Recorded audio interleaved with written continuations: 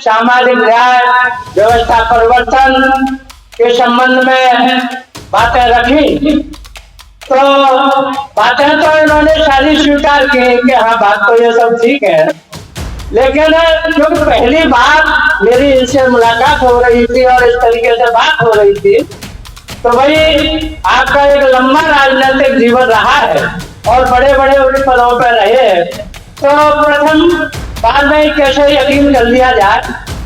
उसके बाद फिर मैं 1 महीने बाद गया, फिर 2 महीने बाद गया, और मैं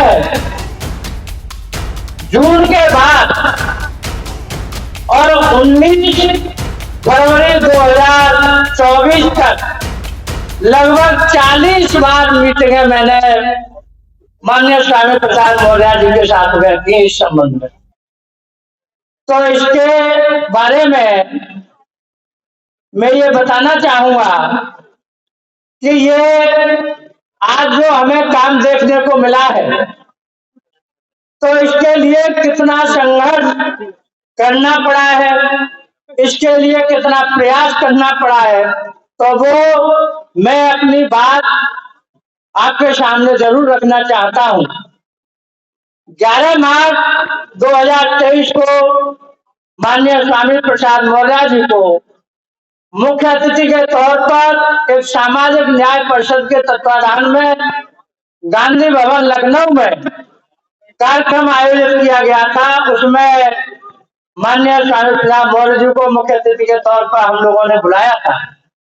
उसके पीछे कारण यह था कि मेरा इनसे कोई सीधा संबंध नहीं था। बहुजन समाज पार्टी में आपने भी राजनीति की और मैंने भी राजनीति की, लेकिन क्योंकि आप पूर्वांचल से थे, मैं अलीगढ़ जनपद से था, और मैं एक कार्यकर्ता के रूप में अपने जनपद में काम करने में ज्यादा यकीन रखता था। मैं लखनऊ के ज्यादा चक्कर नहीं लगाता था, तो मेरा आपसे कोई संबंध नहीं था। तो उस संबंध को बनाने के लिए मैंने आपको मुख्य अतिथि के रूप में उस गांधी भवन प्रेक्षागृह में 11 मार्च 2023 को आमंत्रित किया। आपने मेरे आमंत्रण को स्वीकार किया और आप उपस्थित हुए। उसके बाद ही मैंने 15 मार्च 2023 को आपके यहाँ घर पर जाकर के गोमती नगर में और बंद कमरे में हम दोनों ही लोग थे, मैंने इनके सामने सामाजिक न्याय व्यवस्था परिवर्तन के संबंध में बातें रखी, तो बातें तो इन्होंने सारी स्वीकार की कि हाँ बात तो ये सब ठीक है, लेकिन क्योंकि पहली बार मेरी इनसे मुलाकात हो रही थी और इस तरीके से बात हो रही थी, तो भाई आपका एक लंबा राजनीतिक जीवन रहा है और बड़े बड़े उच्च पदों पर रहे हैं, तो प्रथम बाद में कैसे यकीन कर लिया जाए। उसके बाद फिर मैं 1 महीने बाद गया, फिर 2 महीने बाद गया, और मैं जून के बाद और 19 फरवरी 2024 तक लगभग 40 बार मीटिंगें मैंने माननीय स्वामी प्रसाद मौर्य जी के साथ में की इस संबंध में। लोग बात कहीं किसी से अपना कोई बात करना चाहते हैं, संबंध बनाना चाहते हैं, तो 2-4 मीटिंगों के बाद में थक हार के बैठ जाते हैं। लेकिन बुजुर्गों ने एक बात कही कि लगे रहो, तो मैं उसी धुन में मौर्य जी के पीछे लगा रहा, मैं इनसे संवाद स्थापित करता रहा। उस जितनी भी मीटिंगें हुई उसके कोई खट्टे मीठे अनुभव रहे, उन सारी चीजों को बहुजन समाज के हित में ध्यान में रखते हुए, व्यवस्था परिवर्तन और सामाजिक न्याय की लड़ाई को ध्यान में रखते हुए मैंने उन चीजों को बर्दाश्त किया और मैं अपने काम में लगा रहा। 17 अगस्त 2023 को जो आज हमें यहाँ देखने को ये अवसर मिला है, ये लखनऊ में 17 अगस्त 2023 को ये होने वाला था, लेकिन किन्हीं कारणवश 17 अगस्त 2023 को यह काम नहीं हो पाया और उस एक दिवसीय विशेष अधिवेशन में मौर्य जी के कहने पर इनके द्वारा हमसे कहा गया कि आप दिलीप कुमार चौधरी को राष्ट्रीय अध्यक्ष घोषित कर दो। तो दिलीप कुमार चौधरी जी को हमने 17 अगस्त 2023 के एक दिवसीय विशेष अधिवेशन में राष्ट्रीय अध्यक्ष के रूप में इनका प्रस्ताव रखा और इनको हमारे पार्टी के सभी पदाधिकारियों ने, समर्थकों ने सहर्ष एक राय होकर के इनको सहमति दी, वो प्रस्ताव पारित किया।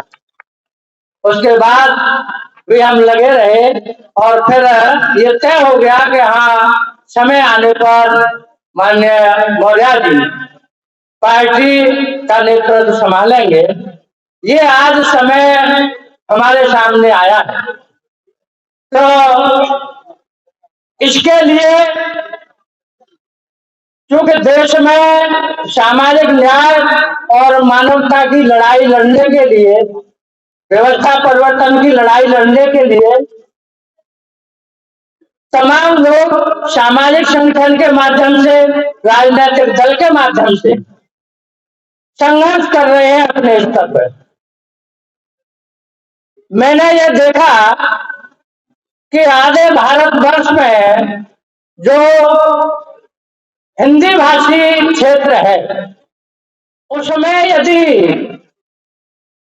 सामाजिक न्याय और मानवता की लड़ाई लड़ने वाला, व्यवस्था परिवर्तन की लड़ाई लड़ने वाला यदि कोई व्यक्ति है तो उसका नाम माननीय स्वामी प्रसाद मौर्य है। स्वामी प्रसाद मौर्य एक व्यक्ति नहीं, विचारधारा है। और स्वामी प्रसाद मौर्य चूंकि इस देश में जो जातीय जहर है, ये बड़े पैमाने पर उगला हुआ है। तो मैंने ये भी चिंतन किया, क्योंकि हम उत्तर प्रदेश के रहने वाले हैं और उत्तर प्रदेश में लोकसभा की 80 सीटें हैं। 4 प्रांतों को मिलाकर के अकेले उत्तर प्रदेश में 80 लोकसभा की सीटें, और कुछ पूर्व महापुरुषों ने, राजनेताओं ने एक बात कही कि दिल्ली का रास्ता उत्तर प्रदेश से होकर जाता है। हम उस उत्तर प्रदेश के रहने वाले हैं, तो उत्तर प्रदेश में कौन नेतृत्व कर सकता है, यह भी एक चिंतन का विषय था। तो मैंने समझा कि भाई मौर्य समाज, मौर्य शाक्त सैनिक कुशवाहा, इनका संख्याबल ठीक है, ये सामाजिक, राजनीतिक और आर्थिक रूप से मजबूत है, राजनीतिक जागरूकता है, इनका संख्याबल पर्याप्त है। और जो मौर्य जी है, तो मौर्य जी पूर्णतः परिपक्व है और इस विचारधारा से पूरी तरह ओतप्रोत है। तो ऐसे समाज के व्यक्ति को जो पूर्णतः परिपक्व हो, उसके लिए हमें चुनना चाहिए, उसके लिए प्रयास करना चाहिए।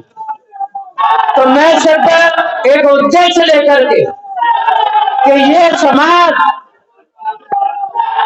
और इस समाज में पैदा हुए माननीय स्वामी प्रसाद मौर्य ही इस लड़ाई को लड़ सकते हैं, तो मैंने ये निश्चय करके इस काम में लगा रहा और आज का दिन आपके सामने है।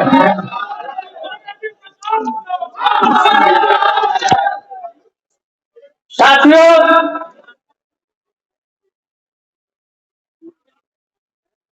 एक समय जब कांग्रेस पार्टी की देश में प्रदेशों में सत्ता हुआ करती थी, उसे लगा कि हमारा आधार कमजोर हो रहा है, तो उसने भी यूपीए बना करके गठबंधन करना शुरू किया।